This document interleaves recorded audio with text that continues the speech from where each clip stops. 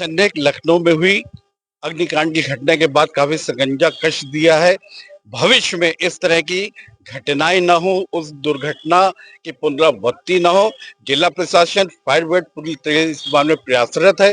इस बारे में आज कानपुर कमिश्नर पुलिस के सभागार में एक गोष्ठी की गई। 3 दिन की ये गोष्ठी है, जिसमें आज पहले दिन कोचिंग संचालकों को आमंत्रित करके उनको बताया गया कि किस तरह से हम अग्निकांड होने पर हम उस पर काबू पा सकते हैं, क्या कार्रवाई कर सकते हैं। आज सम्मानित शिक्षक संचालक के मौजूद है, मैं बात करता हूँ।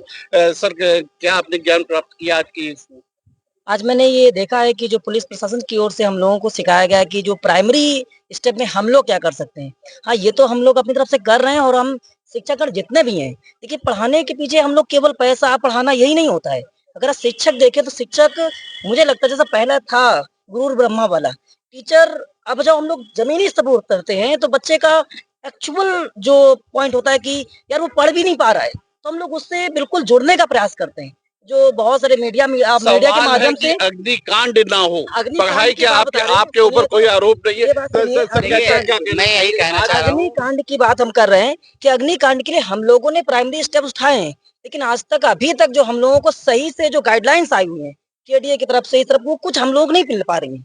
तो वो कौन प्रोवाइड कराए, हम कैसे करें? ये गाइडलाइन प्रोवाइड होनी चाहिए, बिल्कुल इनका कहना सही है। जो मानेगा वो बताई जानी चाहिए, तब कार्रवाई की जानी चाहिए। हम लोग सर, आप क्या कहना चाहेंगे? जो शासन ने जो भी चीजें उठाई हैं और जो इतना बड़ा लखनऊ में प्रॉब्लम हुई, उसमें कहीं ना कहीं वो तो गलती हुआ है। जितने भी कोचिंग्स वाले हैं, बहुत सारी कोचिंग्स ने सुधार करा है और जिस कोचिंग ने नहीं भी किया वो भी सुधार कर रहे हैं। क्योंकि सर क्या होता है, जिसके पास 40 बच्चे हैं तो उसके पास इतने ज्यादा पैसे नहीं होते। अभी क्या, जो बड़ी कोचिंग्स है उनके पास भी जो कमियां है उनको तो बिल्कुल सुधार करना पड़ेगा। इतने बड़े बड़े घर से बच्चे आ रहे हैं, तो मेरा बस यही कहना है कि जो भी हमारे रूल्स रेगुलेशन दिए गए हैं उनको फॉलो किए जाएंगे। बस 1 महीने का समय दिया जाए, 15 से 20 दिन में सभी कोचिंग्स वाले हमारे जो काका देव के हैं, हम लोग मिल के जितनी भी चीजें हैं, जो भी रूल्स आ रहे हैं, और केडीए से नोटिस आ चुकी है और जितनी भी जो भी नोटिस है, जो भी इलेक्ट्रिसिटी से नोटिस आया है, ठीक है, सभी हम लोग फुलफिल करेंगे। 1 महीने का बस समय दिया जाए। और मैं बताऊं, जितनी भी यहाँ की अच्छी कोचिंग्स है उनके पास सारी चीजें हैं। अगर देखा जाए फायर वाली भी चीजें हैं बहुत सारी कोचिंग्स के पास, बहुत सारी चीजें। बट अगर 5-6 कोचिंग या 10-15 कोचिंग्स हैं, काकादो में 3-4 कोचिंग्स में सील लगी, बताया जा रहा है 32 कोचिंग में सील लग गई। और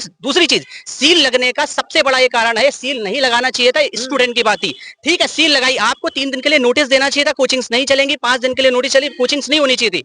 मैं बताऊं, मेरे काकादो में एक ऐसे ही केस हुआ था आज के 10 साल पहले, उस पर केस भी हुआ था और वो नोटिस भी है कि काकादो में आप सील नहीं लगा सकते हैं। आप उसे नोटिस देंगे, 1 महीने का समय देंगे, आप 10 दिन का समय देंगे, आप 20 दिन का समय देंगे, तो उसमें सुधार करेंगे। आपका कहना है माननीय यशस्वी मुख्यमंत्री आदित्यनाथ जी ने कड़ी कार्रवाई की है।